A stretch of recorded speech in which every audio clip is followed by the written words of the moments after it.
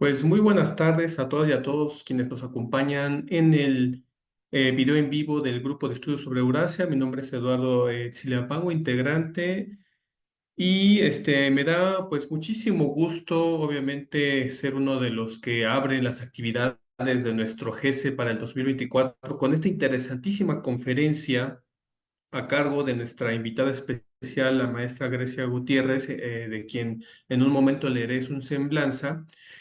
Pero también un poco me emociona porque vamos a hablar de un tema también un poco a lo mejor relegado en los estudios de ciencias sociales, a lo mejor no en las humanidades, pero sí en las ciencias sociales, que tiene que ver con los estudios sobre Grecia.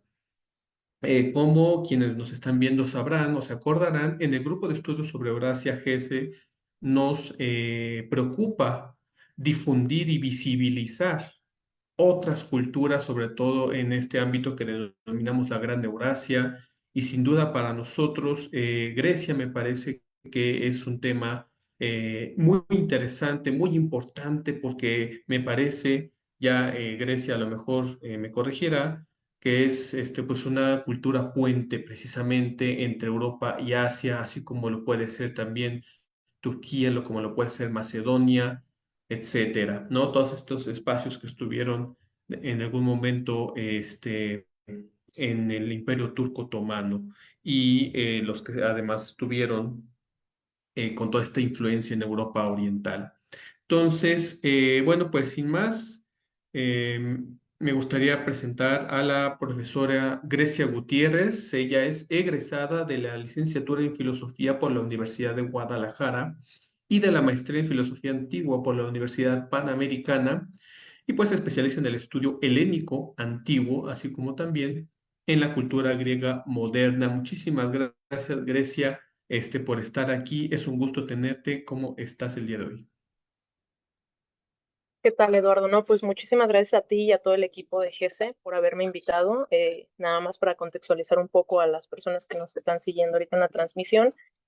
Tuvimos la oportunidad de conocernos en el Colmex, en una feria de posgrados, y así fue como nos dimos cuenta que teníamos nuestra parte ñoña de los estudios euroasiáticos. Y pues descubrimos que si Grecia es ignorada, incluso por los estudios euroasiáticos es ignoradísima también. Así que esta presentación yo la preparé eh, para que se familiaricen un poco más con el contexto griego antiguo en particular. Haré hay algunos coqueteos con la Grecia moderna, que es otro mundo completamente distinto al que normalmente se conoce lo que es lo griego. Entonces yo invito a que las personas que están siguiéndonos, por favor, pongan su pregunta conforme vayan teniendo la inquietud, o al final, como gusten, siéntanse con la plena confianza de que no van a ser temas densos. Si bien me dedico a la filosofía, esta sesión no va a ser filosófica, va a ser meramente histórica, un poco de chisme que nos gusta a todos, pero pues no menos informativa para que tengamos presente por qué la cultura griega es muy, muy importante. Entonces, si me lo permiten, preparé esta poderosísima presentación en PowerPoint porque pues es una plataforma que nunca me falla, sobre todo al momento de compartirlo. Y si se ve todo en orden, Eduardo, por favorcito, porque de pronto yo no Sí, sé. bueno, Muy sí se bien, ve bien aquí. perfecto, muchas gracias. Entonces, pues nuevamente, ¿no? Agradecer que gracias aquí al doctor Eduardo, pues yo tengo la oportunidad y el honor de estar con ustedes. Muchísimas gracias por eso. Así que como les decía, ya entrando en materia, si bien me dedico a la filosofía, yo les voy a contar del contexto histórico y de otra índole también sobre la cultura griega antigua. Así que, bueno, mucho de lo que se considera es que Grecia, aunque yo les pongo estos contenidos divididos en cuatro, cuando le preguntas a una persona de la vida real y cotidiana ahorita que ya sabe de Grecia, pues lo primero que te menciona son mitología y etimología. Una que otra palabra que por alguna extraña razón le dijeron en la primaria que proviene del griego, pero lo reducen mucho a eso, la cultura griega. Así que nosotros vamos a ver durante estos 35, 40 minutos, estos cuatro estadios que yo considero son pertinentes para tener de una forma generalizada, pero no menos concreta, la punta del iceberg de lo que se puede decir que fue la Grecia antigua, para gente incluso no conocedora, pero que tenga el interés en profundizar un poquito más. Entonces, insisto, no tengan temor de que se vayan a ver cosas densas porque no es así. Incluso tristemente no voy a poder detallar mucho de los asuntos históricos por obvias razones del tiempo, pero por favor en sus preguntas, adelante, incluso si se salen un poquito del tema para detallar otras cosas, háganlo por favor. Entonces vamos a ver un poco de lo que era la religión, la educación y la política griega antigua y vamos a ver por qué dicen que es la supuesta cuna de la civilización. Cabe destacar que también quiero desmitificar mucho de el rollo que se echa con respecto a la cultura griega antigua, que pues sí hicieron muchas cosas, pero no fueron pioneros en civilizar a la humanidad y fueron los únicos tampoco. ¿Sí? Así que algunos términos, porque menciono normalmente cuando se hace alusión a la cultura griega, pues se habla de palabras, tales como logos. Y en español tenemos la palabra filólogo, podólogo, odontólogo, etcétera, etcétera. Logos es una palabra súper compleja, pero nos la quieren reducir y traducir como si fuera descripción. En términos filosóficos, esto es un problema gigante. Pero aquí se pueden dar cuenta de que, pues sí, más de lo que se puedan imaginar en cuanto al vocabulario castellano, tiene una influencia griega antigua gigantesca. Entonces, cuando nosotros hablamos de que el idioma español se constituye por un montón de términos griegos, no estamos hablando del griego moderno, porque sepan que el griego moderno ya es una cosa completamente distinta del griego que estamos hablando ahorita. Todos estos términos son del griego antiguo. El griego moderno de pronto todavía tenga alguna de las raíces y alguna influencia de su propia cultura, pero antigua, bueno, es una coincidencia. Pero por ningún momento, porque lo he notado, piensen que el griego de antes, y con antes me refiero a especialmente antes de Cristo y en el periodo bizantino, siglo de Cristo, era el griego este el que se hablaba. El que se habla ahorita y de unos un montón de siglos para acá, ya no tiene nada que ver. Lo que sí ha sobrevivido, pues es el alfabeto, ¿no? Y pues precisamente el alfabeto se llama así porque las primeras dos letras del abecedario griego eran alfa y beta. Y por eso hasta la fecha le decimos alfabeto. Bastante simple si lo piensas. Otros términos, pues kratos, y de ahí viene democracia, aristocracia. ¿Qué es kratos? Poder. ¿No? Entonces, democracia, una palabra compuesta completamente griega, demos pueblo, kratos poder, el poder del pueblo. Dice aristocracia, pues el poder de los mejores. ¿No? Aristos, no es un sustantivo, un adjetivo, perdón, no puede ser un sustantivo también, que significa bueno o mejor. Entonces es el poder de los mejores, socialmente concebidos, ¿no? Filos, pues filosofía, bibliófilo es amor, pero cabe destacar que no era la única palabra que tenían para tener una connotación con respecto al amor. Ya en términos filosóficos, es un tanto complicado distinguir los términos filos, eros y agape. Estos tres términos se refieren al amor, pero eran un amor distinto. Eros, pues como el dios Eros, que ya es conocido como Cupido también, es el amor erótico, ¿no?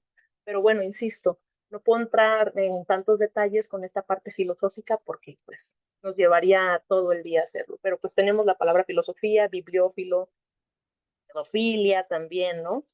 Ese amor por los niños, etcétera, etcétera. De ahí se construyen también muchísimas palabras. Leucos, que de ahí viene leucocitos, significa blanco, pero también está Aetiops, que de ahí viene la palabra Etiopía, que significaba los cara negra. Genos, montón de palabras. Génesis, género, incluso gónada, etcétera, etcétera. Entonces, fíjense cómo estamos dotados de términos que la mayoría, por su naturaleza en español, son técnicos. O sea, ¿cuándo van a estar escuchando a la gente en la vida cotidiana hablar de aristocracia, y por querer hacer mención del término griego? No, pero estamos plagados de ello. Entonces, más adelante voy a volver a esto porque es importante tener en cuenta que esta influencia la tenemos incluso en el idioma. Y por otro lado, la alusión que se hace a la mitología, ¿no? Aquí se los puse en griego, pero pues me parece que de alguna forma es bastante distinguible ver cuál es cada quien, ¿no? Atenaia, así era Atenea, Demeter, pues Demeter, Zeus, Zeus, Poseidón, Hefestos, Afrodite, etcétera, etcétera. Sin embargo, ya entrando más en el asunto de qué rayos era Grecia, vamos a ver qué pasaba. Si nos situamos en un plano de aquel entonces, y con aquel entonces yo estoy hablando de un periodo entre el siglo XVI y XIV al siglo III antes de Cristo. Así que este mapa es lo que corresponde a esa época. Estos lugares, algunos todavía se llaman así, otros ni al caso, pero esto era Grecia. Ahora, ¿Grecia se llamaba Grecia en griego? No, era Hélade. Grecia es un término latino que los romanos de manera peyorativa, es decir, despectiva, le decían a los helenos, los graeci, que bueno, también pueden escucharlo como greci, ya en la forma italiana de mencionar, de pronunciar el latín. Entonces, Grecia es la manera latina, es decir, romana, de referirse a la Hélade. Entonces, la Hélade era todo este conjunto. Pero pensemos que en ese momento no existía la noción ni de nación ni de país. O sea, una cosa muy importante que yo siempre le comento a los estudiantes o a las personas que se interesan en esto es que para entender a los antiguos hay que enseñarse a pensar como ellos. Entonces es todo un reto porque hay que deslindarnos y desligarnos de un montón de nuestras creencias y conocimientos si queremos adentrarnos en una cultura que está pues más muerta que nada, ¿no? Entonces, ¿qué era la Hélade? Pues eran un conjunto de ciudades-estado, es decir, ciudades independientes que pues mantenían supuestamente otro conjunto de creencias, tanto divinas como políticas. Entonces, de alguna manera convivían en armonía. ¿Por qué menciono esto? Esto es importantísimo para entender que incluso entre griegos, es decir, gente de Esparta, gente de Atenas, gente de la isla de Creta, gente de Eubea, etcétera, etcétera, aunque eran ciudades de la Hélade, estaban constantemente en guerra. Es como, situémonos en la República Mexicana, como si cada uno de los estados de la República fuéramos una mini nación, pero como tenemos costumbres en común, pues de alguna forma nos identificamos, pero eso no significaba que entre ellos se llevaran del todo bien, estaban en constante guerra interna, y eso fue una de las cosas que llevó al declive de la ELA. Sin embargo, a pesar de que se peleaban entre ellas, de esta parte, donde ya deja de haber nombres hacia toda la derecha, ay, perdón, si imaginamos todo este espacio en verde, hacia la derecha, todo eso ya era Asia. Incluso esta parte de aquí, donde está el mar Egeo y la isla Creta, era conocida como Asia Menor, pero era considerada como parte de Grecia. Por eso les digo que geográficamente es un tanto complejo comprender pues, ¿qué es Grecia? Los países no se veían así antes, porque no existía esa nación de territorio como tal, de aquí es mío, ya de aquí para acá es México, y esto no existía como tal. Entonces, todas esas delimitaciones las sabemos gracias a, sobre todo a partir del siglo XIX, donde se hicieron todas estas definiciones tan estrictas de más o menos de dónde a dónde podemos decir que era Grecia, ¿no? Así que esta parte era la Hélade y les menciono de la parte derecha verde hacia el extremo ya era hacia Asia, donde estaba el famosísimo imperio persa. Si alguien era enemigo de los griegos, eran los persas.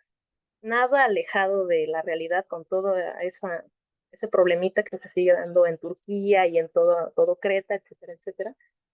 Pero si los griegos no podían tolerar algo, ni que lo mencionaran, ni mucho menos que vieran a uno, era a los bárbaros. Y bárbaro, que también es un término griego, es bastante curioso porque bárbaro no solamente era el persa, era el extranjero. Y por extranjero no estamos diciendo alguien ajeno a Grecia.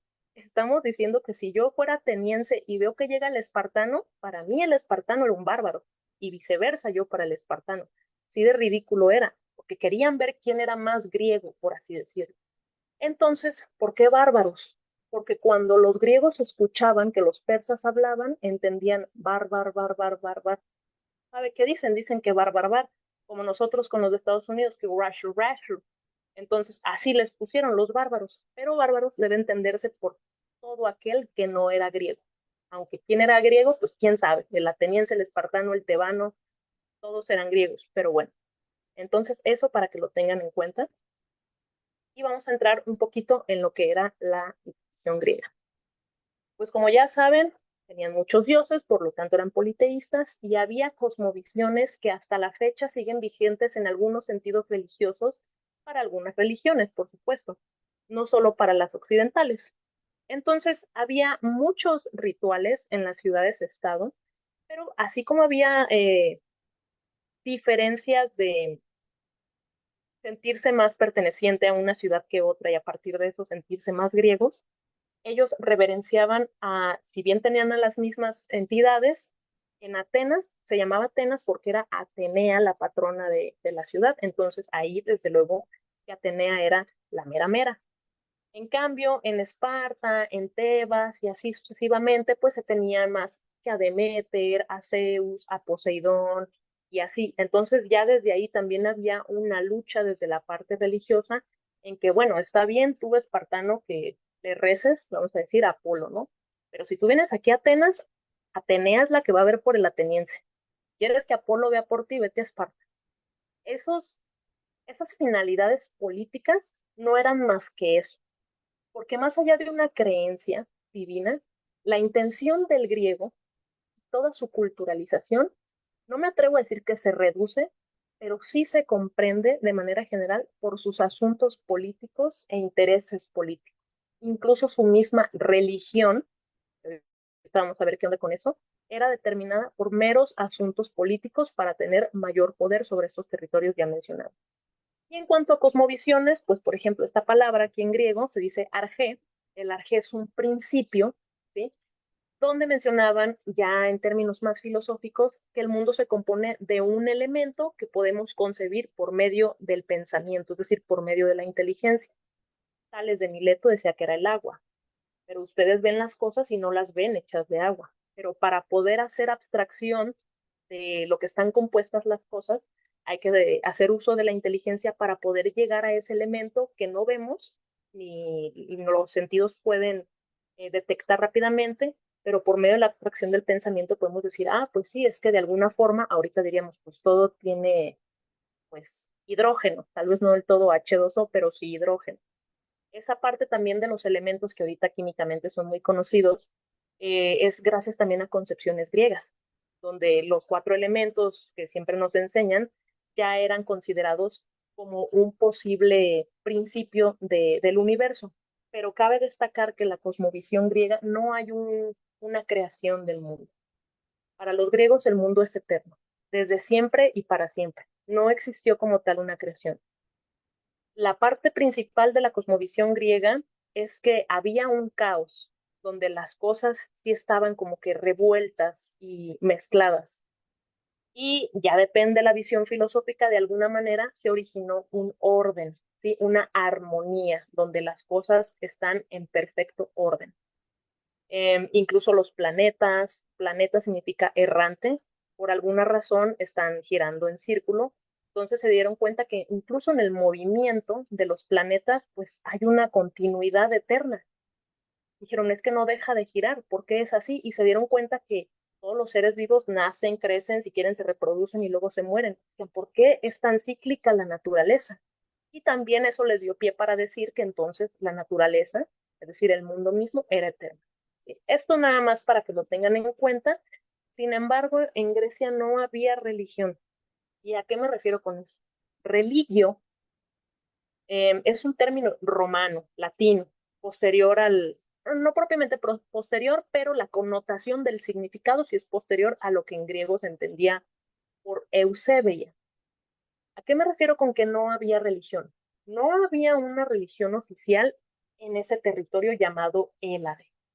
Ya les dije que cada ciudad tenía su patrón, su patrona en particular, y compartían ciertas fiestas, o sea, las Olimpiadas, que hasta la fecha nosotros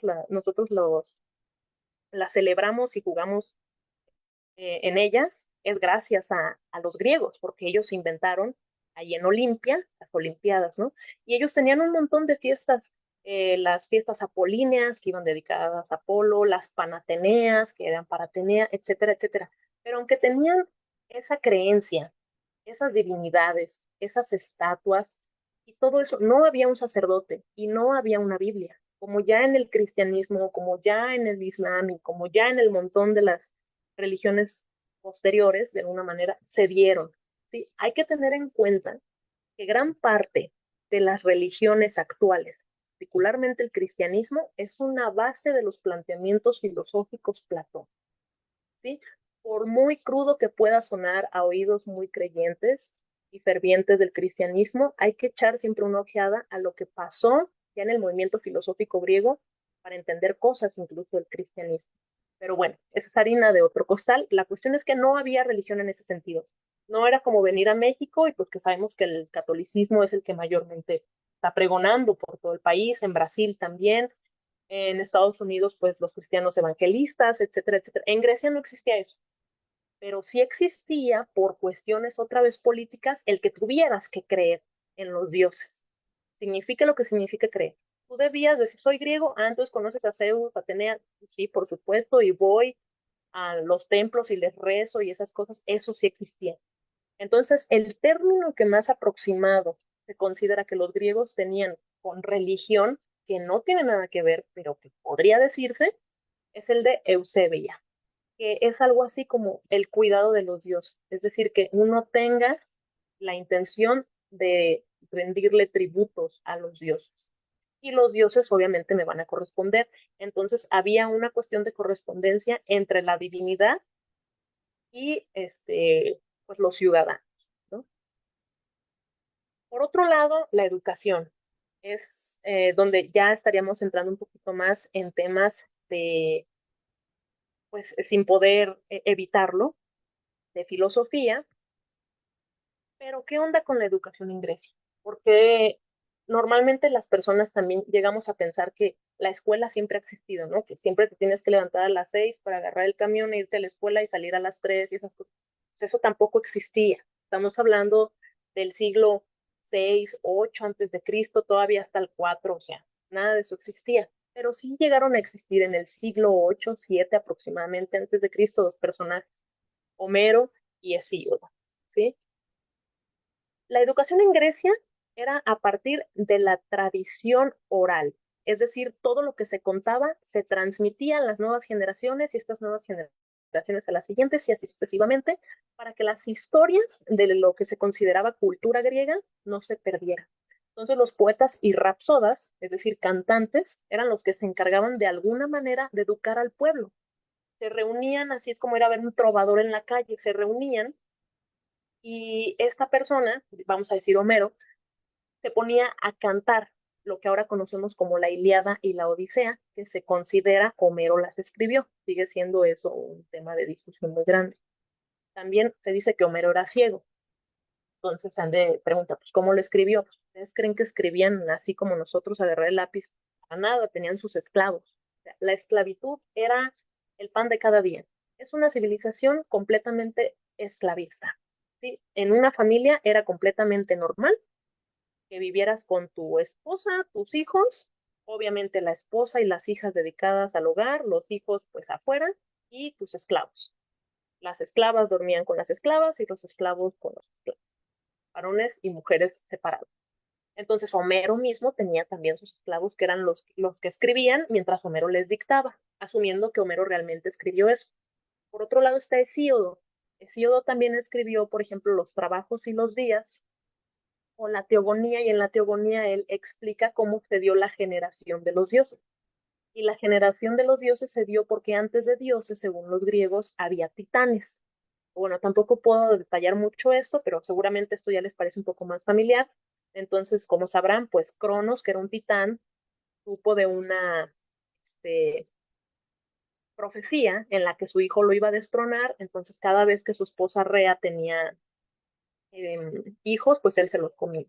hasta que Zeus logró acabar con todo esto. Nótese también como esa parte superpatriarcal griega, que es hasta la fecha una de las herencias más grandes que tenemos como gente occidentalizada, en el que el héroe siempre es el varón, en el que entre héroes es donde se dan los meollos del asunto, tanto en la ficción como en la vida real, ¿sí? Pero no significa que no hayan existido las mujeres, solo que los mismos griegos consideraban que en primer lugar eran los varones, tanto en mitología como en vida real, los que tenían el papel de protagonista, por así decirlo. Entonces estas personas, digo, Homero y Hesíodo en su momento, ¿no? En el siglo VIII, pero obviamente había más gente que se dedicaba a hacer un rapsoda y de alguna manera hacer que esta parte de la educación le llegara a la población, perdón, y por supuesto que esta gente era analfabeta en su mayoría, o sea, el 90% de los griegos, 80 por lo menos todavía en el siglo IV, eran analfabetos. Y aunque en Grecia una cosa que sí se dio fue el asunto de la escritura, no significa que antes de Grecia no haya habido esta transmisión de cultura. Eso lo vamos a ver un poquito más adelante. Esto se los pongo nada más por mera curiosidad. La manera en que están narradas, este es el inicio de la Ilíada, ahí dice Ilias. Este es este parrafito que ven aquí se llama hexámetro dactílico. Dactílico viene de dactilos, que significa dedo, ¿sí? Entonces, el dactílico tenía ya en su métrica, es decir, la manera en que se cantaban estas cosas y que si en la escuela nos enseñaran a escribir hexámetros dactílicos, nos dirían cómo debe ser la rima en el verso. Entonces, era una sílaba larga y dos breves. Larga, dos breves. Así era como se componía. Entonces, cuando lo cantaban, no solamente era cantar y contar una historia, estaba rimando al mismo tiempo de alguna manera. Esto, más o menos y de una forma un poquito burda, sonaría más o menos como Menina, Eide, Tea, Peleiad, de lo agile o su omen. O sea, tenía esa rítmica todo el tiempo y iba con base en esta medida. Hay muchas métricas en la prosa y el verso griego, pero para que se den una idea de que pues no nada más era ir a escuchar al señor que contaba historias, las cantaba y estas rimaban. Sí, entonces les digo es el inicio de la Ilíada donde habla sobre la cólera de Aquiles Pelida, o sea, hijo de Peleo, ¿no? Y bueno, después de los poetas que había, no es que haya habido un periodo de poetas, se extinguieron los poetas y luego ya empezaron los otros. No, los poetas la poesía es algo básico en la cultura griega, pero existieron los sofistas. Y los sofistas, sofos significa sabio, eran personas que se consideraban a sí mismas sabios, que cobraban por dar clases para que la gente pues no fuera analfabeta y obviamente gente pudiente que podía pagar por las sesiones. Pues daban clases como de lógica, retórica, etcétera, etcétera. Y por otro lado, cuando nacen ya los filósofos, y otra vez, o sea, es complejo tratar de delimitar en el tiempo en qué punto se dio una cosa y en qué puntos aconteció otro fenómeno, porque esto fue así totalmente, pues no azaroso, pero sí un poco mezclado, ¿no? O sea, los filósofos desde el mismo siglo VIII, ya con Pitágoras, ya con Tales de Mileto, ya se hablaba de la palabra filósofo como una persona que tiene amor, filos, por la sabiduría, ¿no? Sofía. Eh, pero bueno, particularmente a partir del siglo VI hasta la fecha, es cuando se empiezan a considerar filósofos a aquellas personas que se empiezan a cuestionar si lo que la educación griega en este caso era correcta, si los movimientos que había en la sociedad pues eran los más pertinentes para poder gobernar al ciudadano y por supuesto preguntarse por la naturaleza misma de las cosas. Entonces era como un movimiento educativo en el que se tiene como que al mero mero a Sócrates, que es del siglo IV, pero no fue exactamente así. O sea, antes de Sócrates ya había filósofos que eran considerados los presocráticos, pero no incluso solo antes de Sócrates. Incluso los mismos presocráticos eran contemporáneos, algunos de ellos a Sócrates. Y pues a partir de Platón, perdón, aquí no se alcanza a ver muy bien, voy a tener que, bueno, si puedo, sí, para que vean mejor. Se considera que pues a partir de Platón es cuando se estructura un poquito más de manera formal lo que se conoce como escuela, pero todavía no era con la idea que ya estén teniendo de escuela, no. Pero con Platón se da, antes de Platón incluso ya existían escuelas, y por escuelas estamos entendiendo un conjunto de gente que se reunía para discutir cosas eruditas.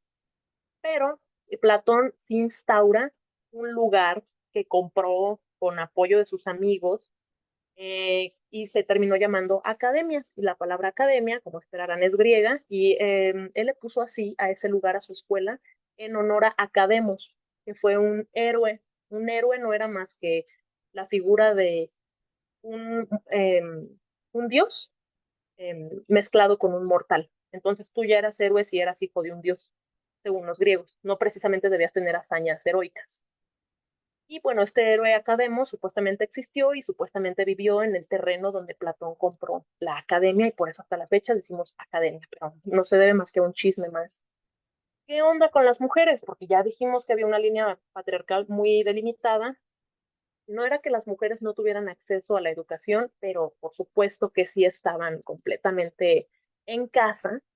Y aunque en las escuelas filosóficas en especial tenían participación para poder hablar de cosas, no había participación política. Es decir, en los movimientos filosóficos sí se admitían mujeres e incluso esclavos, pero era de manera muchísimo más delimitada, limitada. Con ese fenómeno de las etairas, ¿qué es etaira? Es una dama de compañía. Y la más conocida fue la esposa de Pericles. Pericles fue un demócrata, que pues sí, sabemos que en Grecia nació la democracia, pero no era nada como lo que ustedes creen. Fue la esposa de Pericles, de ese demócrata, esta Aspasia. Sí, Aspasia es como la etaira por antonomasia, la más conocida. Entonces, ¿qué onda con estas etairas? O sea, una etaira era mal vista en Atenas. Ya veremos por qué. Provenían de Asia Menor, de esa parte del mapa abajo a la derecha, ¿no? Y su estilo era un poco sectario, es decir, medio oculto. También se dice que Safo, otra poeta griega muy famosa, muy conocida, que se fue acusada de lesbiana también, que por cierto, paréntesis, la palabra lesbiana viene del griego porque hay una isla que se llama Lesbos, entonces la gente que era de Lesbos era lesbia o lesbiana. Entonces, como se creía que Safo tenía gusto por las mujeres, por eso a las mujeres por preferencia de su mismo sexo se les denomina así, como chisme nada más. Entonces se considera que Safo tenía una escuela para mujeres. Hay algunos datos que sí pueden apoyar eso, hay otros que no, pero sea como sea, en Grecia sí se tenía esa vertiente en la que las mujeres puedan participar en la educación. Entonces sí había escuelas filosóficas y, como les decía, estaba abierto para esclavos y para mujeres. Entonces, una taira era eso, era una mujer que pues sí, en su momento había sido como una especie de prostituta, pero era educada, ¿sí? O sea, no era una prostituta cualquiera, por así decirlo. Donde tenían mayor libertad era en Asia Menor. Y en Atenas, como fue en su momento la cuna de la civilización de la Hélade, pues en Atenas eran muy cerrados a que las mujeres tuvieran educación y más educación que los hombres. O sea, como, ¿por qué tenía que pasar eso, no? Inconcebible, o sea, nada que ver con la época actual. Ahora, para pasar un poquito a términos de política, eso sí que había bastante, pues me disculparán mis colegas que haga esto tan corto, pero nos vamos a tener que basar en la oligarquía y en la democracia. La oligarquía fue lo que mayormente el tipo de gobierno se tuvo en toda la Hélade. La democracia es un movimiento bien raro, que hasta la fecha sigue siendo bien extraño porque nunca ha funcionado, ni siquiera a Grecia le funcionó, que se inventaron los atenienses, ¿sí? Los griegos no eran demócratas, ni democráticos. Atenas lo fue un tiempo y después dejó de serlo otra vez. Pero la oligarquía era una especie de monarquía militarizada. En Esparta es donde más se puede ver eso. Y aunque las películas de Hollywood como 300 y eso, pues sí llegan ahí a hacer un niño con la historia, no se dejen llevar por lo que es el chisme hollywoodense, ¿verdad? El chisme hollywoodense porque es bastante ambiguo y mentiroso, la verdad. Pero bueno, funciona para decir que pues sí, sí usaban estos escudos, sí tenían esta formación que le decían falanges porque estaban muy juntos, como las falanges de los dedos, y tenían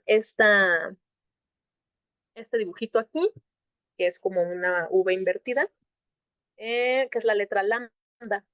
Entonces, ¿por qué la letra lambda? Porque ellos mismos, los espartanos, se hacían llamar laconios, ¿sí? O lacedemonios. Entonces, Lacedemonia y Esparta es exactamente lo mismo. Y bueno, ellos ahí por eso tenían esa lambda en su escudo.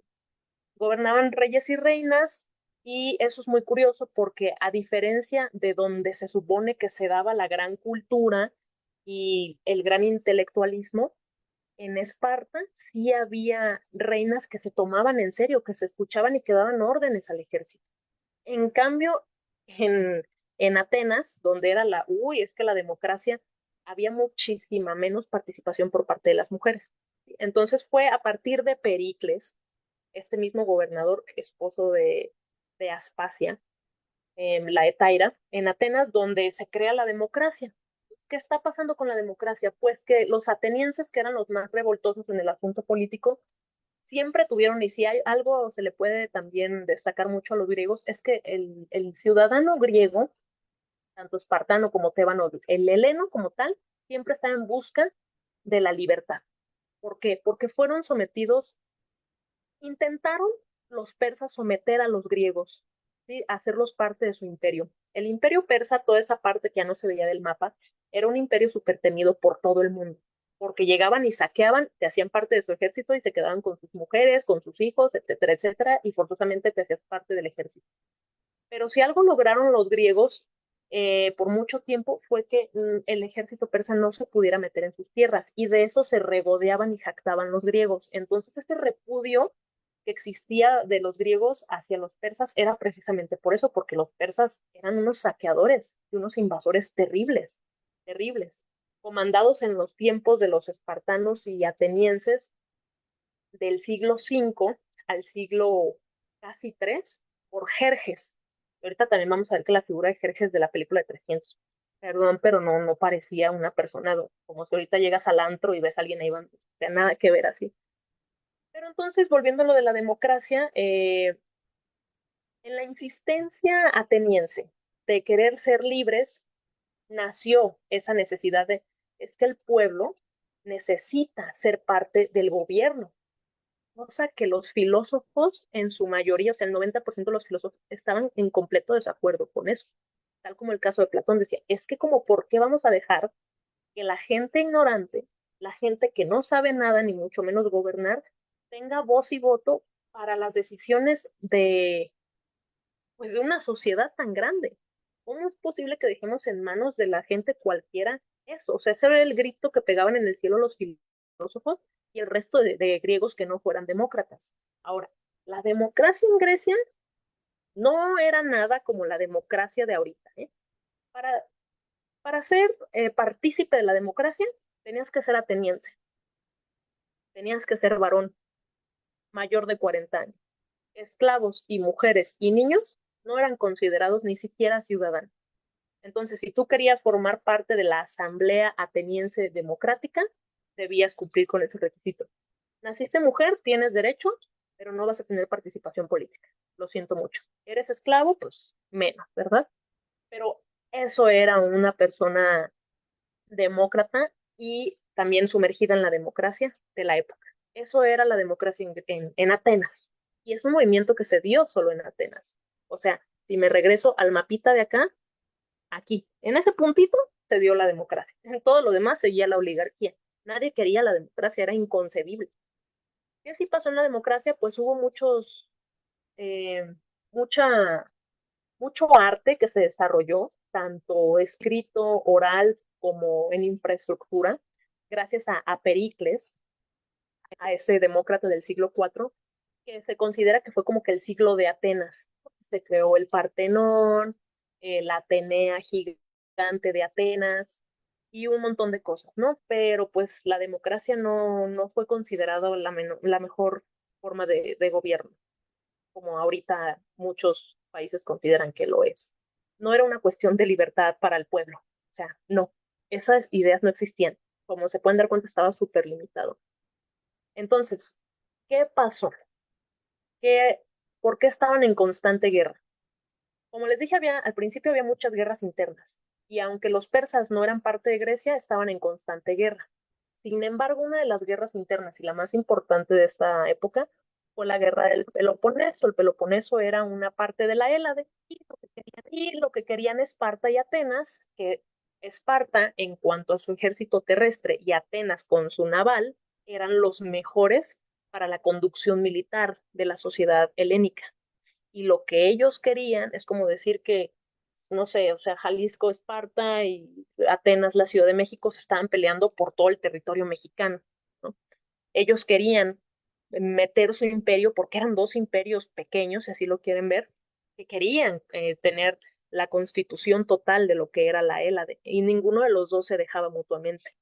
Entonces, la guerra del Peloponeso fue una guerra aproximada del 460 al 404 antes de Cristo. En algún punto intermedio de esta época hubo una paz que se conoce como la paz de Nicias, pero después terminaron rompiendo el tratado y siguieron en guerra. Entonces, la Liga de Delos, es decir, el ejército de Atenas, así se llamaba por una ciudad, era la que estaba luchando contra la Liga del Peloponeso. Ligas como eran un conjunto de estas ciudades-estado que pertenecían a Grecia, que estaban de parte del... Ignoren aquí el que quedó el crédito, no sé qué, no lo pude quitar, discúlpenme. Pero por un lado estaba Atenas y por otro Esparta tratando de conquistar a la Grecia misma. Otro dato que es importante resaltar, bueno, aquí es alguna de las representaciones que se pueden dar una idea. Siempre que ven estos barcos, en su mayoría eran atenienses, porque los atenienses eran buenísimos para la estrategia naval. Pero esta de aquí es Gorgo. Como les dije, en Esparta se consideraba el mandato de las reinas para la militarización. Yo sé que en la película de 300 es muy distinta la esposa de Leónidas, el espartano, pero pues Gorgo fue una de las reinas que supo liderar, y todas las mujeres en Esparta también eran militares, ¿eh? También tenían participación en la guerra, cosa que en Atenas no. En Atenas tenías que estar en tu casa y no podías ir a la escuela y te tenías que casar a tus 15 años con un señor de 40 años. En Esparta no. Pero para quien le interese más estos temas en cómo Esparta oligárquica y Atenas democrática había más libertad en Esparta para las mujeres que en Atenas, pueden preguntarme con mucho gusto. Así que bueno, eso es uno de los contrastes para que vean que la participación de la mujer estaba de alguna forma ahí, pues fluyendo, a regañadientes, pero fluyendo. Ahora, ¿cuál era el fin de los griegos en cuanto a guerra? Acabar con el condenado imperio persa. Este es el Jerjes más fiel que puede haber a esta persona que pues, Hollywood nos pinta, ¿verdad? O sea, uno bien lampiño y el otro bastante, una barba y un cabello muy prominentes.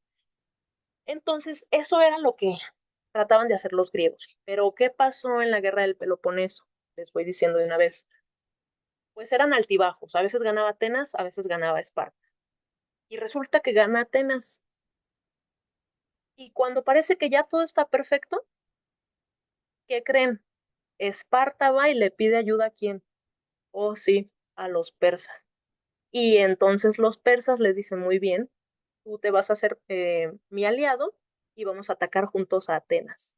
O sea, fíjense una vez más, una misma ciudad griega yendo con el enemigo, o sea, eso a mí me parte el alma, yendo con el enemigo a pedirle que maten a los mismos griegos. Y entonces, ¿quién ganó la guerra del Peloponeso? Pues Esparta, con ayuda del enemigo, de los bárbaros, del extranjero. Inconcebible, pero cierto. Ahora bien, ¿por qué nosotros tenemos tanta influencia griega? Porque no solo es en el idioma, como les digo, la mayoría de la cultura occidental sí proviene gracias a Grecia, pero no es la cuna de la civilización. Ahorita vemos de nuevo por qué.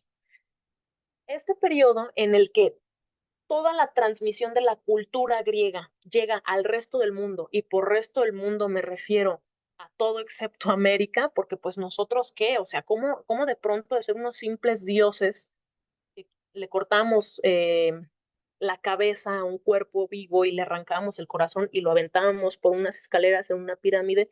¿Cómo de pronto todo ese movimiento después del descubrimiento de América nos llegó a nosotros? O sea, cómo yo, por ejemplo, terminé estudiando esta cultura. Bueno, todo empezó gracias en la época helenística, que es un periodo de transición entre el siglo III antes de Cristo en adelante, aproximadamente hasta el siglo 2 después de Cristo, 1, donde la Grecia clásica cae, en particular a partir de la guerra del Peloponeso, donde les digo que por parte de los espartanos se permitió que los persas entraran y pues hicieron lo que quisieron.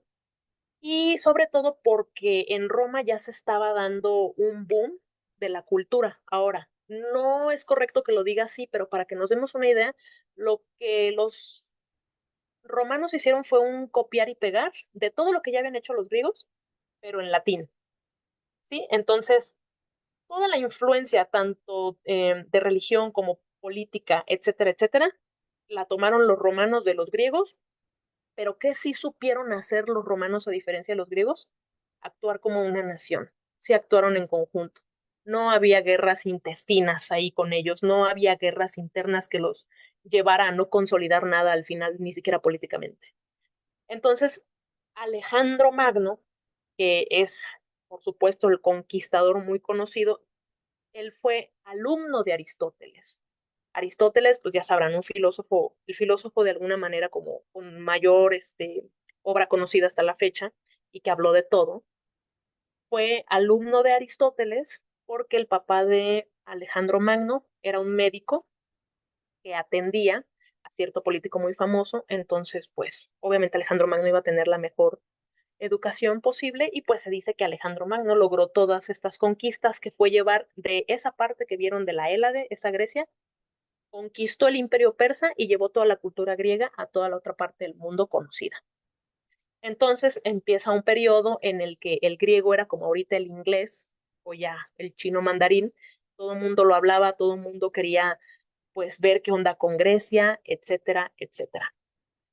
Pero eso no significa que gracias a Grecia tenemos todo, o sea, gracias a Grecia pues tenemos un montón de cosas, pero gracias a Roma nos llegaron esas cosas. Pero no fue nada más gracias a Occidente. Por eso les digo, ay, Grecia, la cuna de la civilización. A ver, o sea, hay que matizar mucho esa frase tan atrevida, ¿no? Que la decimos con mucha libertad. Bases intelectuales de la cultura griega, los mismos griegos lo decían. Egipto es la civilización por antonomasia. O sea, Egipto es muchísimo más anterior a lo que Grecia en su siglo XVI antes de Cristo empezó a medio construir. La cuestión es que con Grecia, vamos a decirlo así, se pusieron las pilas y les interesó que lo que ellos concebían, pensaban y se cuestionaban, lo escribían, a diferencia de otras culturas que aunque también tenían la tradición de la escritura, no fue tan estrambótica como sí en Grecia. Pero había también eh, recursos de Babilonia, de donde los griegos se basaron para por hacer mención de algo, referirse a cómo iban a medir el tiempo a partir del movimiento de los astros. En Egipto, pues la famosísima ciudad de Heliópolis, palabra griega que significa ciudad del sol, que fue un lugar intelectual para personajes como Pitágoras, Solón el sabio, Solón que fue una persona que instauró leyes en Atenas, y para el mismo Platón. Es decir, la gente que transmitía, gente griega que transmitía cultura y educación, sea lo que sea, en Grecia ya había ido a Egipto. Los mismos filósofos iban a Egipto, a esta ciudad, para culturalizarse, para ver por qué era una ciudad casi casi sagrada.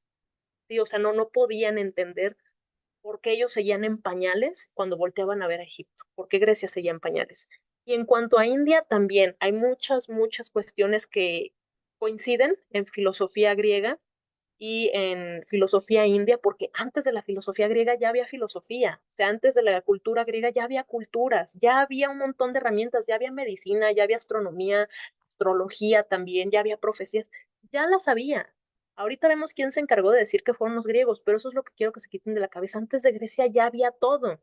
Nada más que los griegos, insisto, se pusieron las pilas en escribir y lo que sí se puede decir que nació en Grecia fue esa manera tan analítica de hacer filosofía. Pero los indios, los babilonios, los egipcios, incluso los persas ya tenían filosofía. A los indios les decían los gimnosofistas. Y, bueno, aquí se dice gimnosofistai, que eran los sabios desnudos, porque aunque los griegos estaban medio encuerados, ellos consideraban que los indios estaban más encuerados, ¿no? Entonces, hay testimonios de historiadores griegos antiguos y filósofos donde nos hablan de esta gente que obviamente les parecía muy extraña, porque acuérdense que a Grecia también algo que la identifica mucho es esta xenofobia profunda. Entonces, pues mira, los sabios encuerados tienen cosas que decirnos. No, pero Egipto no inventes. Y bueno, esos babilonios, pues muy interesante la manera en que leen los cielos, ¿eh? Y también tenían bases persas, o sea, con muchas cuestiones económicas e incluso estratégicas para la cuestión militar. Entonces, no todo lo inventaron los griegos. O sea, no, los griegos no son más que una civilización más que se forjó bastante, pero pues que se destruyó a sí misma por su xenofobia. Pero ¿por qué si es la cuna de Occidente? Pues no de la civilización, pero sí de Occidente. Ya con esto finalizamos. Nada más les platico brevemente. Pues pasaron un montón de cosas después del helenismo, después de que se muere Alejandro Magno y el imperio romano está en su máximo esplendor, luego cae el imperio romano, pero empiezan un montón de movimientos más, que no fue en realidad hasta el siglo XIX cuando se terminó, ¿sí? En el siglo XIX, en términos intelectuales y académicos, em, fue más que nada en Francia y Alemania donde retomaron este espíritu filohelénico, este amor por la Grecia clásica. Y pues empezaron a hacerse las esculturas como lo hacían los griegos y los romanos, porque pues sí, también el teatro y esta arte de la escultura nació en Grecia, que los romanos pues reprodujeron de alguna manera. Entonces, en el periodo del siglo XIX, sobre todo en la segunda mitad del siglo XIX, empezó una especie de guerra ahí para hacer la comidilla entre Alemania y Francia, guerra intelectual en decir, es que nosotros somos los herederos de toda esta cultura que nació en Grecia, se explotó en Roma y mira cómo nos ha llegado hasta la fecha. Y Alemania dijo, no, no, no, no, no, eso pasa con nosotros. Entonces, si ustedes leen cosas del siglo XIX, hay un montón de cosas francesas, pero también un montón de cosas alemanas. Y hasta la fecha sigue habiendo una especie de guerra donde los herederos de todo este conocimiento, e incluso de la sangre helénica y latina, especialmente romana, con latina me refiero a romana, la tienen ellos. Estos de acá son los que consideran que es más así, ¿no? Aunque también una cosa que no se les puede negar que heredaron fue la terrible xenofobia, ¿sí? Por eso la filosofía mexicana, la filosofía latinoamericana, eso no tiene cabida en este mundo, lo siento. Ellos dicen que no, y de alguna forma no lo hay, ¿verdad? Ni lo habrá, eso ténganlo por seguro. Si no es occidente, no es cultura, según ciertas, pues naciones, ¿no?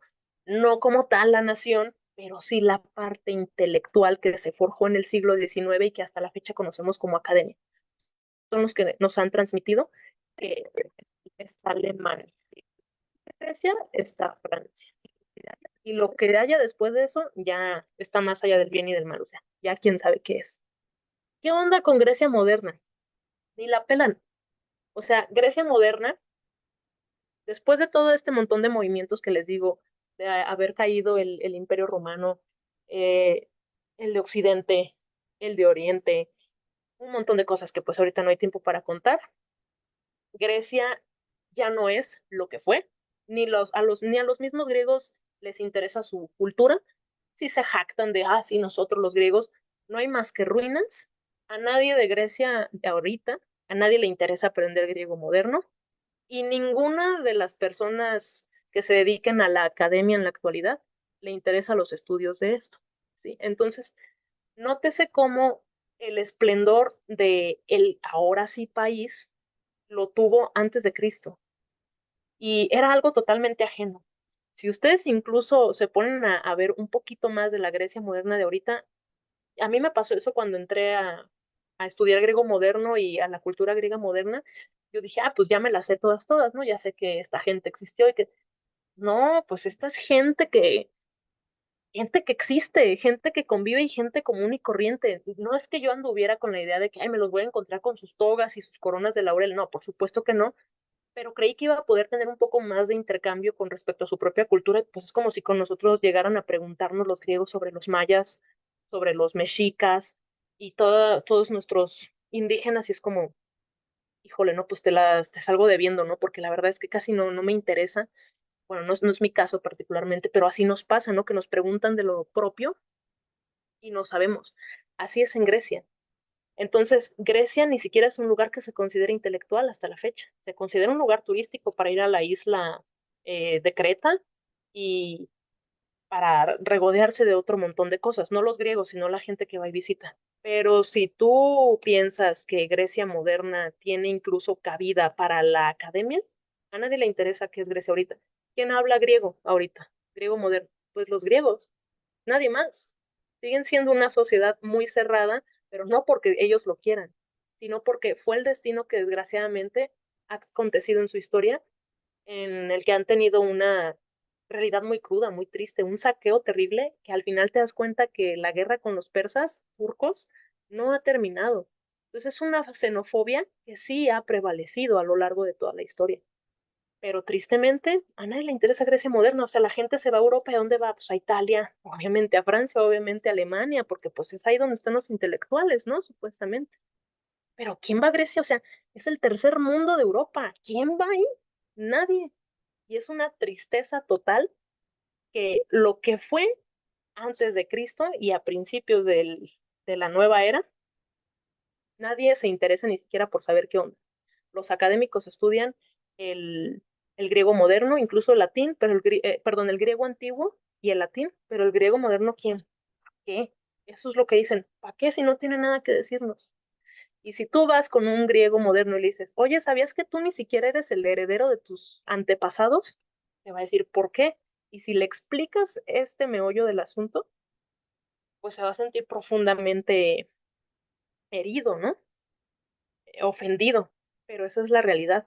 A la Grecia moderna no se le vincula de ninguna forma, mucho menos intelectual, como lo que hizo su antepasado.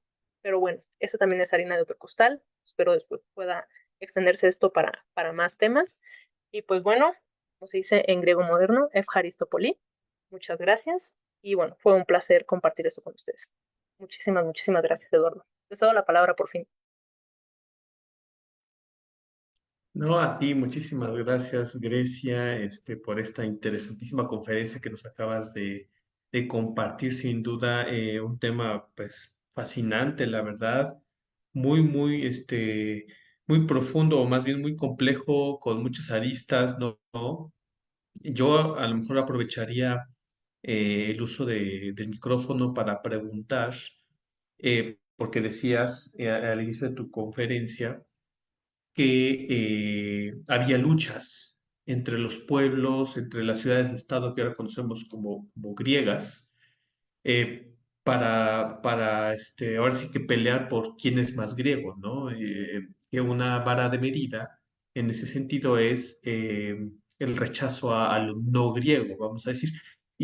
A mí me salta precisamente la pregunta entonces de dónde viene la idea de ser griego. O sea, sabemos que se pelean, sabemos que todavía no era Grecia como lo conocemos, ¿no? La Hélade lo explicaste muy bien, pero ¿de dónde viene esa, vamos a decir, esa idea, ¿no?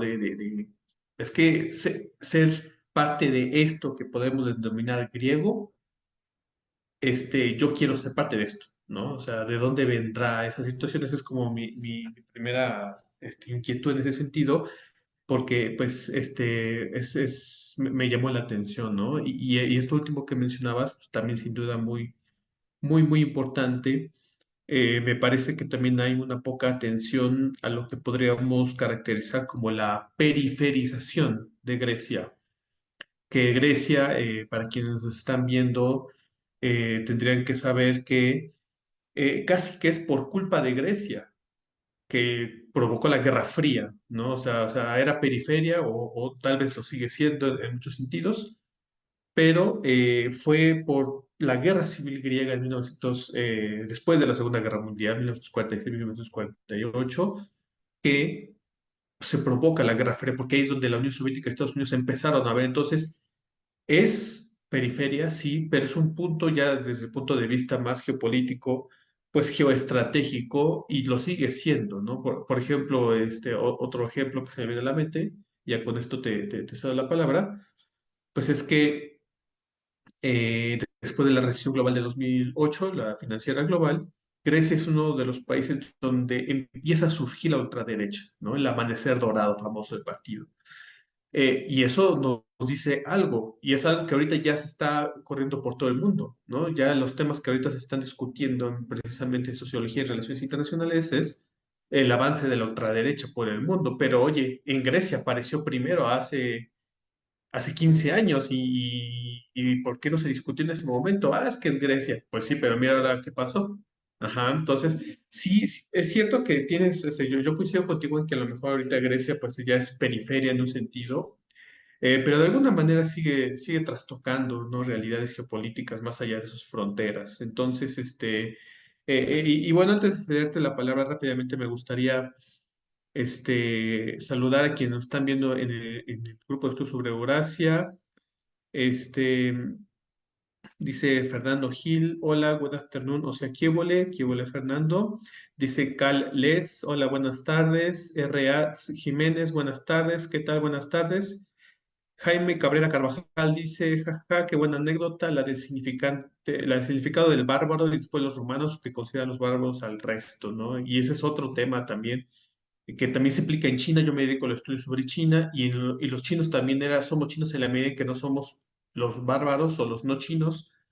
Y esa es otra que a lo mejor podrías también profundizar porque tú decías, y corrígeme si me equivoco, que bárbaro tiene una etimología pues griega, que simplemente significa no griego, pero que ahora ya tiene una connotación muy demasiado, pero demasiado negativa, ¿no? Porque cuando también en estudios chinos decimos, es que los chinos consideraban bárbaros a los del norte, a los de la actual Mongolia, por poner un ejemplo, uno dice, oye, pues qué racistas. No, es que hay una forma de concebir al no chino, así como me imagino que hay una forma de no concebir, de concebir al no bárbaro, y que si bien en algunos de esos casos sí implicaba un racismo particular, a lo mejor no necesariamente era un racismo recalcitrante, sino simplemente pues es que no es griego. O sea, y no sabe lo que pasa aquí, pues simplemente, a lo mejor, ¿no? Bueno, se me ocurre. Em, y a ver, Alejandra Reyes pregunta que cómo es que pasan de ser titanes a dioses, así es su pregunta. Fer DC dice, wow, qué interesante. Eli Montes Albor, excelente exposición que haya otra. Vamos a tratar de captar la atención de la maestra Grecia para que nos regale más de su tiempo y de sus conferencias. Cintia Oje, muy buena exposición, súper interesante. Muchas felicidades, Grecia. Silvia Torres Martínez, muy interesante. Muchísimas gracias a quienes están viendo esta conferencia. Y bueno, pues te cedo la palabra para estas preguntas y algo más que te gustaría agregar, Grecia. Sí, muchas gracias, Eduardo. Pues con respecto a lo que dices, bueno, ¿y qué si era ser griego, no? Nadie sabe, porque, o sea, lo que un ateniense te podría decir, el espartano te decía, bueno, sí, pero no. El tebano te diría, bueno, sí, pero no. El de Lesbos te diría, bueno, sí, pero no. Entonces, todo esto que yo les comento, y tal vez a muchos se les rompa el corazón, pero no es más que la construcción alemana de la idealización de lo que fue Grecia antigua. Entonces, yo también me preguntaba mucho estudiante, bueno, pero es que ¿qué era ser griego, no? O sea, sí, adoro a los dioses griegos, pero no basta con adorarlos. Bueno, participo en las festividades, pero no basta. Entonces, si yo llego a Grecia y pretendo ser griega, y aunque fuera más griega que el griego antiguo, yo siempre voy a ser una bárbara. No voy a lograr el estándar que ellos esperaban. Entonces, por eso, de alguna manera, esta gente ya de las instituciones académicas trató de conciliar de alguna forma todos esos conceptos, todas esas etiquetas en ver y qué era lo que ellos consideraban que era ser griego. Pero sí, varía bastante en particular en cuanto al territorio, pero lo que sí, justamente es esta parte geográfica, lo que sí se podía definir, quisieran o no los mismos griegos, era si nacías dentro de este esquema geográfico de lo que era la Hélade y tus padres habían nacido ahí. Porque si tú habías nacido en Persia y llegabas a Grecia, pues ya eras, bueno, lo siento mucho. Pero pues es todo un desbarajuste porque pues la parte de Asia Menor, que era considerada de la Hélade, era de dominio persa. Entonces convivían persas y griegos y era como, bueno, ¿y cómo sabíamos que los griegos eran griegos y los persas eran persas si estaban ahí revueltos? Pues porque ahí sí se diferenciaban por las creencias en las divinidades que tenían. Pero es bastante circular, o sea, una cosa nos lleva a otra. Creen los dioses, es de Grecia, pero sus padres son persas, entonces no es griego, no, pues es que sí es griego porque tiene esto, pero otra vez sus padres son persas. Entonces no hay como una definición exacta y precisa de cuáles eran los requisitos para ser griego, porque en realidad nadie los cumplía. La verdad es que nadie los cumplía, pero lo que sí es que de corazón tenías que estar en contra de los persas, ser hijo de griegos que nacieran en la Hélade y haber nacido en la Hélade. Bastante estricto el asunto. Con respecto a lo de bueno, lo de que Grecia es algo de periférico completamente, o sea, es un territorio muy que está en constante conflicto efectivamente por ese enlace, que no solo lo fue en su momento de culturas, de que lo de Asia y lo de África, échenmelo para acá. No fue nada más que Grecia tuviera la virtud de congeniar lo asiático y lo africano en Occidente, sino que ahora justamente ese estrecho tan terrible que hay, que se presta para todos estos conflictos políticos, sigue siendo estratégico, o sea, terriblemente estratégico y sigue dando mucho de qué hablar. Pero si lo vemos de esta manera lineal, un poco histórica, pues es interesante cómo sigue causando el mismo conflicto, que se siguen peleando por ese territorio y cómo terminó efectivamente, como menciona, siendo de la ultraderecha, ¿no? O sea, cómo de ser, si lo vemos de una manera un poco caricaturizada, pero no menos real, o sea, de tener un politeísmo tan marcado como ahorita son cristianos ultraortodoxos, sobre todo en el sur del país de Grecia. Entonces, ¿cómo siguen ellos, eh, se siguen ellos manifestando el fenómeno histórico que ha tenido cabida en lo que quieran o no, sigue siendo Grecia, porque pues el territorio de la Grecia actual abarca un poquito lo que fue en la Grecia antigua, pero cómo han sido víctimas de su propio proceso y desarrollo. Y con víctimas no me refiero a los ciudadanos ni nada de eso, sino a todo el poderío que se ha dado en ese estrecho y en la misma Hélade, pues hasta la fecha los que siguen padeciendo las consecuencias políticas siguen siendo ahora sí los mismos ciudadanos. En cuanto a que alguien me preguntaba, para pasar a la otra pregunta de cómo pasaron de titanes a dioses, bueno, eso es muy interesante, cómo en la mitología se da eso. Simplemente, o sea, los titanes eran unas criaturas gigantescas, que eran más grandes incluso que un planeta.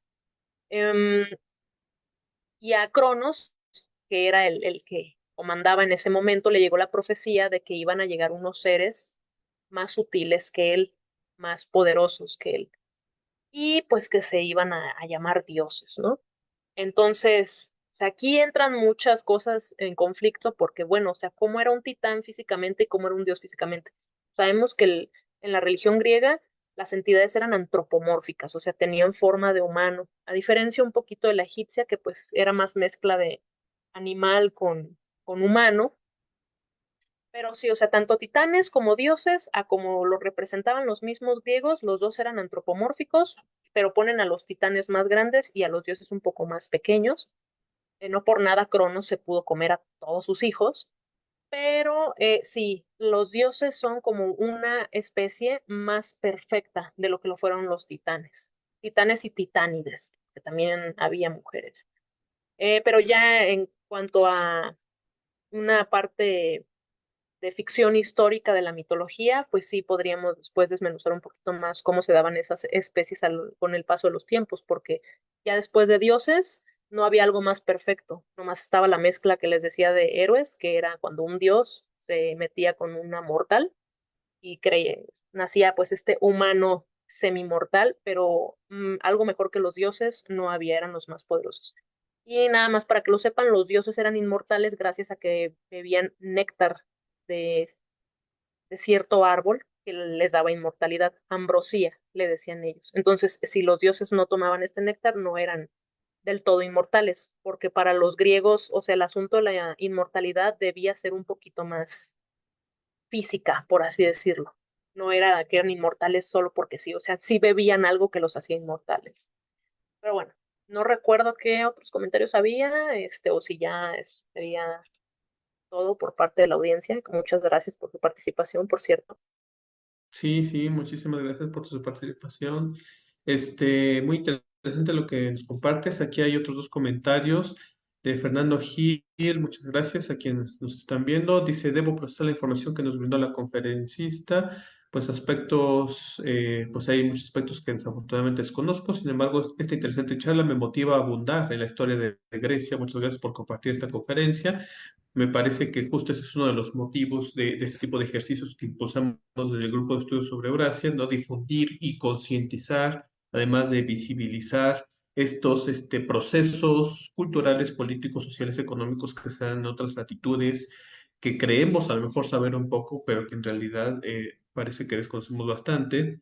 Y aquí Mario Mendoza dice, sería genial profundizar sobre la diplomacia deportiva impulsada por los griegos en épocas de las Olimpiadas. Ese es otro tema porque Grecia has de saber que desde el Grupo de Estudios sobre Eurasia, en el último par de años hemos impulsado el estudio de lo que hemos denominado como la diplomacia deportiva.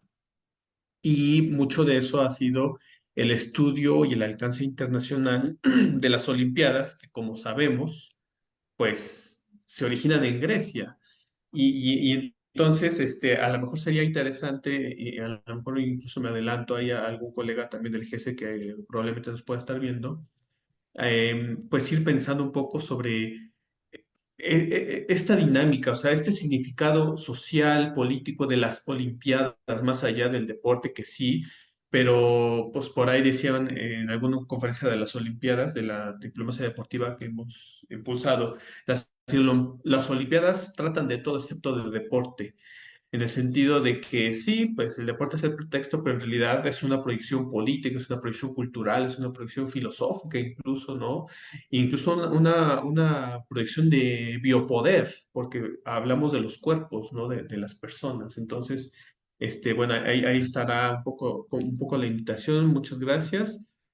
Y bueno, sí me parece que bueno, ahorita ya no hay preguntas en el chat, entonces no sé si te gustaría cerrar con algunos comentarios finales. Sí, muchas gracias. Pues sí, esa parte del deporte es terriblemente interesante porque sigue siendo lo mismo. O sea, el deporte era promovido en Grecia no solo con fines de salud y de cierto toque de buena reputación ante la sociedad, también había fines políticos. O sea, los deportes que se practicaban por medio de festivales en Esparta no eran los mismos que en Atenas. Y cada uno de ellos tenía un significado no solamente dedicado a la divinidad, sino que también el que más fiestas deportivas tenía en cuanto a ciudad-estado, más poderoso era, por ejemplo. Entonces, el que tenía la capacidad de patrocinar, porque las Olimpiadas y todas las fiestas deportivas y divinas en Grecia eran patrocinadas por los impuestos. Entonces, cuando se da el movimiento democrático, por eso la gente no quería democracia, porque el pueblo era el que pagaba todas esas fiestas y se la pasaban de pachanga en Atenas. Pero sí, sigue siendo muy interesante cómo, o sea, por ejemplo, Maratón es una ciudad, era una ciudad en Grecia, que estaban en guerra y los atenienses le dijeron a un señor, si nos van a atacar, van a matar a todas nuestras mujeres y a nuestros hijos. Pero si no nos matan, tú tienes la tarea de irte corriendo hasta Atenas a avisar que no nos mataron, porque los atenienses dijeron, bueno, si los persas entran, van a saquear Atenas. Entonces, y si nuestras mujeres atenienses e hijos saben que no llegan los varones, significa que los persas nos mataron, ¿no? Y que los van a atacar, tienen la tarea de suicidarse. Esa fue tarea de los de Atenas en su momento, pero resulta que ganan los atenienses y agarran a un corredor y le dicen, por favor, ve y avisa a nuestras mujeres atenienses que no se suiciden, que ganamos la guerra. Y corrió por toda la ciudad de Maratón y por eso los maratones se llaman así, ¿no? Eh, que las carreras maratónicas, porque sí, corrió durante 3 días sin parar, llega a la ciudad y grita, vencimos y se muere. O sea, son cosas también de un drama como los griegos nomás sabían que si bien pasaron, pues también se encargaron mucho de romantizar esas hazañas, porque también les daba poder político el jactarse de que hay un corredor, corrió de aquí hasta Atenas para ir a decir que ganamos la guerra. O sea, toda la parte atlética de Grecia era con fines militares, no solo para gozar de buena salud. Pero sí, sería muy interesante que más adelante tuviéramos oportunidad de ahondar en eso. Y pues ya para finalizar, sería agradecer una vez más. Fue muy grato para mí compartir esto con ustedes, nuevamente a la audiencia, que son los que le dan vida y sentido a estas difusiones, que a veces parece que son muy de nicho, pero la intención es que dejen de ser de nicho, que se sientan más acercados a lo que nos ha, a la misma cultura que nos han heredado, y pues que tengan un poquito más de interés en ahondar en cualquier parte de estas culturas euroasiáticas. Y pues muchas gracias, Eduardo, por este bonito espacio. Muy interesante todo. Muchas gracias. A ti nuevamente, Grecia, muchísimas gracias por esta interesante conferencia. Reitero a quienes nos ven y a quienes verán posteriormente el video que este video, esta conferencia se queda en los canales del Grupo de Estudios sobre Eurasia, particularmente en el canal de Facebook y en el canal de YouTube. Y pues obviamente no quisiéramos concluir esta sesión sin extender la invitación a que sigan las redes y las actividades del Grupo de Estudios sobre Eurasia. Recuerda, Grecia, que también está la invitación para publicar en el blog, justo hoy miércoles de blog. Hoy es miércoles 7 de febrero de 2024. Se publicó un interesante artículo sobre la política exterior de Rusia. Entonces, ahí está el blog abierto para ti o para quienes quieran colaborar en la difusión de los estudios sobre lo que pasa en todas estas grandes y numerosas sociedades de la Gran Eurasia. Entonces, muchísimas gracias a todas y a todos y muy buenas noches. Muchas gracias. Hasta luego.